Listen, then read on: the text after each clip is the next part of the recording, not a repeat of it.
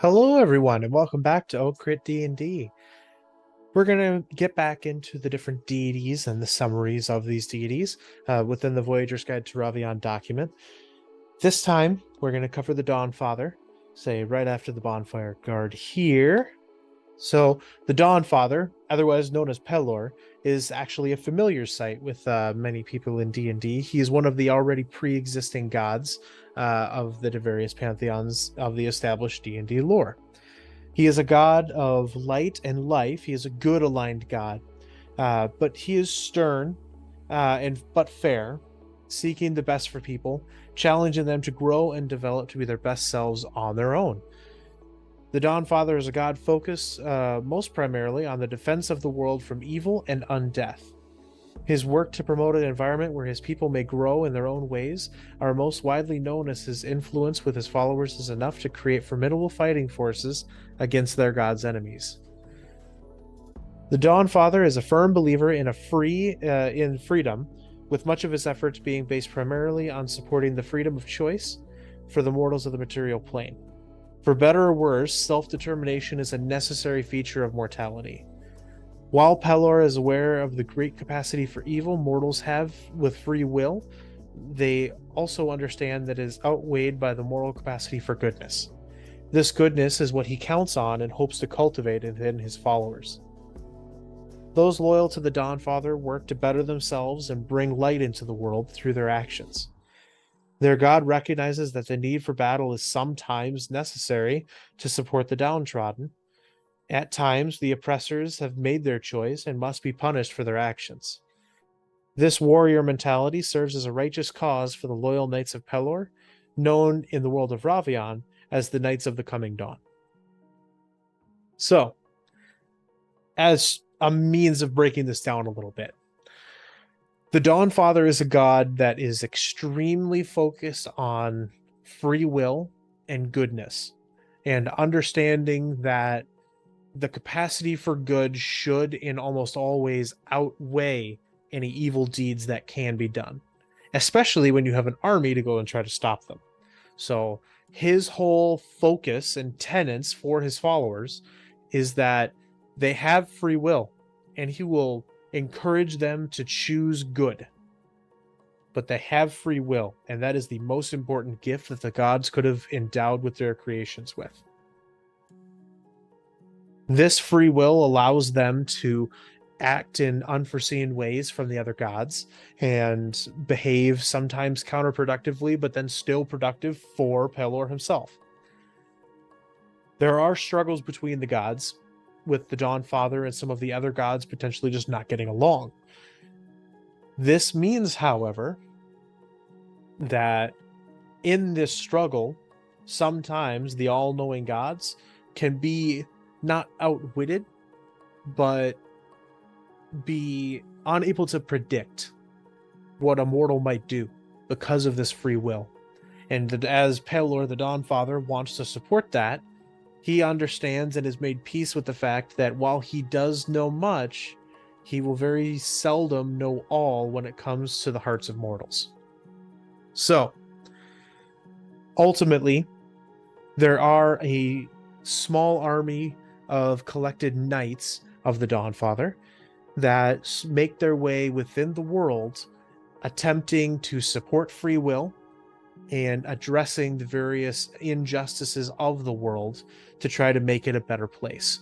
Their whole focus is to bring light to the world, bring the light of a new dawn to the world, as is their god's name. They go out and address the different injustices in a more compassionate way at first, as the organization does have other priests and clerics, before they would ever potentially bring out the big guns and bring the whole weight of this Dawn army to this oppressor. Should it be needed, however, this association of the Knights of the Coming Dawn are fully capable of mobilizing and squashing an evil force within the material planes. This is most commonly from the Scourge of Undeath or other things like this. free will is no longer an option for a lot of the undead constructs that necromancers make. It isn't something that Pelor agrees with anymore, because yes, the living mortal has free will. The necromancer has the free will to be able to make these decisions. And yet there are so many that no longer reside within these bodies that have no choice with this undeath. At the same time, there's a very slippery slope when it comes to the necromantic arts. Sacrifice of the other is a very common thing for necromancy, with free will being stripped from a victim. That is the moment that they become an oppressor. And that is the moment when the Dawnfather turns from them. That where the Dawnfather sees them, at least at this point, as more of a problem. Their free will is taking someone else's free will. So they must be stopped. That is the decision that he and his followers have at least made so far within the world of Ravian, is that they have to stop and create a world that is good. And with necromancy within the world, there are flaws. There are pockets of shadow where the Dawn's light will never reach. They can work to eradicate these pockets, and that is all that they can do. So, at this point, the basic summary for the Dawnfather is that he is a very powerful god, but he does want to afford his followers their free will. So there are some very heavy limitations for a god that does that. A god that affords all of his followers free will immediately surrenders much of their power willingly to whatever the mortal whims may be. He does guide his followers. Some of his more loyal followers, or the ones that establish a deeper connection with him, will feel the push of his push for justice. He is not a completely, lackadaisical god. He does have a goal. And your goal will very easily become his if you have a more moral or good alignment, if you believe in what he's saying, which many of his followers do. So, that's all that can be said, at least for now, about the Dawnfather. I want to thank you all for tuning back in to another kind of world-building video about the world of Ravian.